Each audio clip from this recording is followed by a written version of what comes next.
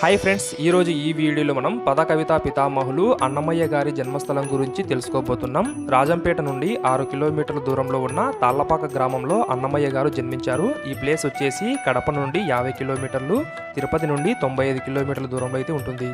ఈ గ్రామానికి ఎంట్రన్స్ లోనే మనం 108 అడుగుల అన్నమయ్య గారి విగ్రహాన్ని చూడవచ్చు. అలాగే ఇక్కడ చిన్న పార్కు లాగా ఉండి చాలా బాగుంటుంది.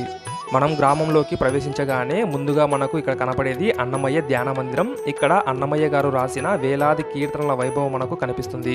ధ్యాన మందిరానికి పక్కనే శ్రీ చెన్నకేశవ స్వామి ఆలయం ఉంటుంది. ఈ ఆలయం 11వ శతాబ్దంలో చోళరాజుల కాలంలో నిర్మించబడింది.